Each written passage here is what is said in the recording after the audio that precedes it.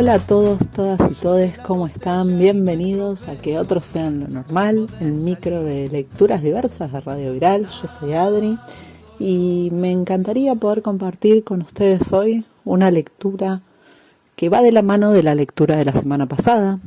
La semana pasada leímos la historia de Luana, del libro de Soy, Relatos de Infancias y Adolescencias Trans Travestis de Gabriela Mancilla.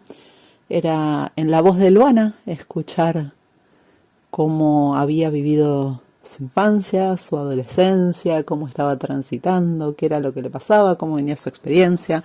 He recibido varios mensajitos, me alegro, que no solo que les haya gustado, sino que haya movilizado. Creo que es importante escuchar la voz de los protagonistas y las protagonistas y no solo inferir cosas. Así que hoy vamos a compartir la historia de Ahora sí, me llamo Azul y Aimé. Es otro capítulo de este mismo libro, pero la particularidad es que está contado desde el lado de su cuidadora, de su mamá, Mercedes.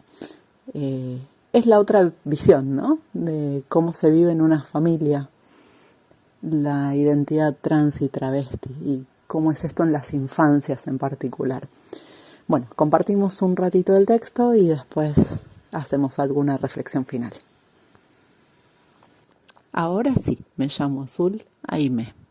Mi nombre es Mercedes y soy mamá de Azul, niña trans de 6 años. Mateo y Santi, sus hermanos cis de 8 y 20 años respectivamente. La historia de Azul se inició con el deseo que compartimos con Matías de darle una hermanita o hermanito a Mateo para que tuviera con quien compartir su camino. Mi primer embarazo fue tan pleno que deseé recibir la noticia de que esperábamos a otro varoncito contra el deseo de mi esposo de tener juntos a una pequeña versión mía. Cuando el ecografista nos anunció la presencia de un pene, no le di lugar a dudas y sentencié que se cumpliría mi deseo, que Mateo tendría un hermanito con quien compartir sus aventuras y Matías se quedaría con las ganas de verme combinar vestidos con mediecitas y colitas de pelo. A los 3 meses de gestación, una pérdida ocasionada por la posición de mi bebé me llenó de miedos y me volvió una mamá más sobreprotectora de lo que fue mi experiencia anterior. Ya en ese momento teníamos un nombre esperando a nuestro segundo hijo, un nombre que nos quedaba cómodo para identificarlo del resto de los niños, juntos con todo lo necesario por el momento de su llegada. Nunca voy a olvidarme de la culpa que sentía por guardar toda la ropita de Mateo. Recordaba a mi hermana menor que heredaba mi ropa y no podía estrenar ni siquiera los juguetes que compartíamos. Por ese motivo, cuando nos lo permitía el presupuesto, recorría los negocios y siempre enfocaba la búsqueda en las prendas y los colores aceptados socialmente para vestir a un varón. El día que nos internamos con mi esposo para recibirlo, el 5 de agosto de 2014 para ser más precisa, sentí que no podía esperar un minuto más para tenerlo en mis brazos. Y en el momento en que me lo entregaron en la habitación para amamantarlo, mis miedos aumentaron. Mi bebé era mucho más pequeño de lo que había sido su hermano al nacer. Apenas llegaba a los 3 kilos. Sin embargo, la fuerza con la que se aferró a mi pecho me dio el primer indicio de la tenacidad con la que aún hoy encara la vida. Casi inmediato lo apodamos Chimuelo, apodo que hizo más suyo con el pasar del tiempo. Desde siempre, nuestros hijos marcaban el paso en torno al cual giraban nuestros tiempos. Mateo mucho más demandante e intenso, y Chimuelito cada día más autónomo e independiente. Por momentos, el desafío a los límites, el enojo ante los intentos de ayudarlo, la rebeldía ante los retos y la frustración que lo invadían cuando no podía con algo, solito parecían desatar el caos en nuestra familia. Desde que dio sus primeros pasos, nuestro Chimuelito se mostró libre y desprejuiciado. Siento cada día que llegó a mi vida para romper con todos los mandatos con los que me dañaron tanto.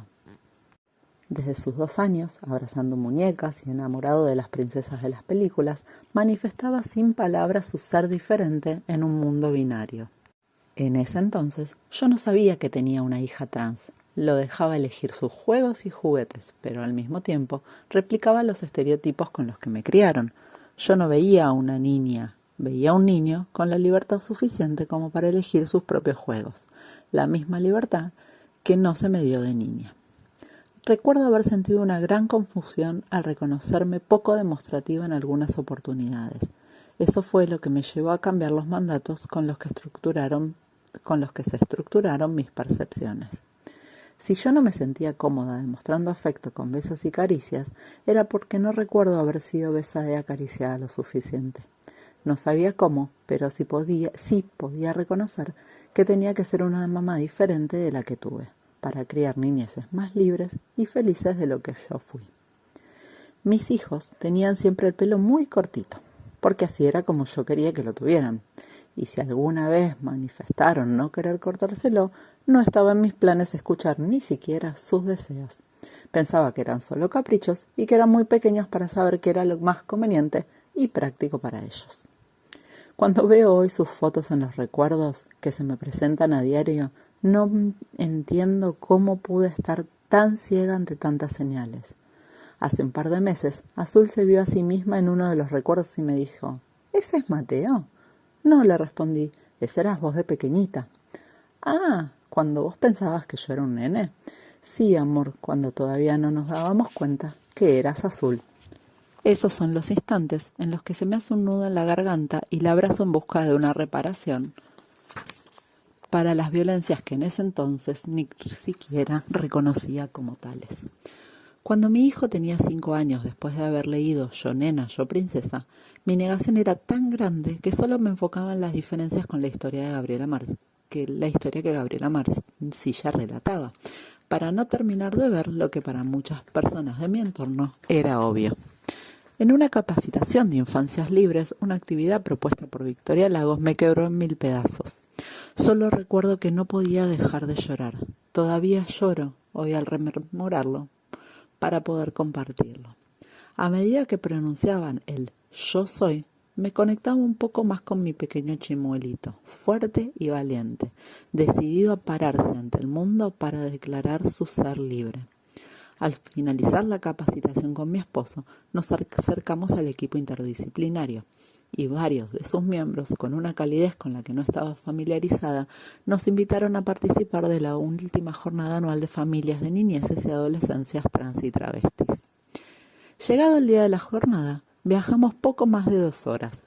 Y al llegar nos encontramos con lo que me pareció un enorme grupo de personas que abrazaban mucho, miraban a los ojos, sonreían desde el compartir una lucha y que parecían entender, mejor que yo, por qué estábamos ahí. Después de pasar menos de 1 hora alejado de sus hermanos, de su papá y de mí, me anunciaron que mi pequeño había elegido un nombre, Milena, como un personaje de Mortal Kombat con el que le gustaba jugar. Cuando traigo ese instante a mi mente, revivo el calor que me invadió por dentro, la impotencia que sentí, la cachetada al ego que una vez más se olvidó de lo que era mejor para el otro y me puso en primer plano. Me llené automáticamente de miedos y dudas. Me enfurecí. ¿Cómo podía alguien en tan poco tiempo entender mejor a mi hijo que yo en 5 años de estar a su lado? Duda que cobró mayor relevancia cuando mi pelonchito caminó a ese escenario para recibir su diploma con el nombre que había elegido entre sus pares, al sentirse libre de presiones y etiquetas. Terminada la entrega de diplomas, creo que, si hubiera podido, me había teletransportado lo más lejos posible de ese lugar. Estaba confundida. Me sentía violentada, vulnerable, desnuda y avergonzada. Llegué a pensar que ese grupo de personas maravillosas que hoy conozco un poco y amo con toda mi alma, eran una especie de secta. En ese momento yo no podía dejar atrás el nombre impuesto que le asignamos a mi hijo al nacer, pero pude trabajar y encontrar la manera de estar segura que dejarla ser era la decisión de amor más responsable e incuestionable que podía adoptar. Necesité entonces cambiar la pregunta para dejar de oír lo que me dejaba tranquila y comenzar a escuchar lo que mi hija me estaba pidiendo. Cuando le pregunté si ella era una niña trans como los demás que acababa de conocer, habilitándola desde un amor incondicional a tomar su propia decisión, ella me dijo que no podía hacerlo porque tenía el pelo corto. Se acarició la cabecita con la punta de los dedos para fundamentar su respuesta Cuando le dije que no era necesario tener el pelo largo para ser una nena trans y que podía dejarse crecer el pelo si quería, al fin se sintió libre de expresar con la palabra su verdadero ser. Entonces sí, soy una nena trans. En familia, y como si fuera un juego, una noche le presentamos a mi niña de 5 años un listado de nombres que nos gustaba a cada uno de nosotros. Y ella encontró en azul, por casualidad de representar el cielo y la tranquilidad, aquello que deseaba que la representara ante el mundo. Cuando pude escribir su nombre elegido, al solicitar la rectificación de su partida de nacimiento, salió orgullosa del registro civil y mirándome a los ojos me dijo: ahora sí, me llamo Azul Aimé. En ese instante lucharon en mi interior el orgullo de ser la mamá de una pequeña empoderada y decidida, la vergüenza de ser una parte de una sociedad que vulnera los derechos de las personas trans y travestis, y la confianza de estar en el camino correcto junto a quienes comparten nuestros sueños y proyectos. Un año después de haber llegado con más dudas que certezas a un espacio de amor, de respeto y de una coherencia ejemplar creado por mi compañera y referente, Gabriela Mancilla, empiezo cada nuevo día de maternar de manera colectiva y responsable, cuestionando los pasos que me convirtieron en la persona que soy, en la búsqueda de ser libre, para poder acompañar la revolución de las niñeces trans y travestis que llegan al mundo con la finalidad de convertirlo en un lugar mejor. Mercedes. Bueno, fuerte, ¿no? Fuerte escuchar a una mamá contar su historia con todos sus miedos, con todo su despertar, con todos sus prejuicios, con todas las cosas que no se quieren repetir y que se repiten por una cuestión mera de crianza. Cómo permitir abrirnos a través del amor, de los abrazos, de la escucha activa de estas niñeces. Bueno, los invito, si quieren volver a escucharlo, se repite el programa el fin de semana. Si no, les repito el nombre del libro: Soy, Relatos de Infancias y Adolescencias Trans y Travestis. Gabriela Mancilla es la compiladora. Lo imprimió la Universidad Nacional de General Sarmiento. Lo encuentran en las librerías, en las páginas, en varios lugares. Bueno, nada, espero que les haya gustado. A mí en particular es una historia que me moviliza bastante. Creo que escuchar a nuestras infancias y poder albergarlas, es tanto infancias como adolescencias, es lo más importante. Es el futuro que queremos construir. Así que, bueno, nada, motivos muchos para repensarnos, para dialogar, para hablar en familia, con amigos. Les dejo un beso enorme y nos encontramos el próximo miércoles con otras nuevas historias. Abrazo enorme.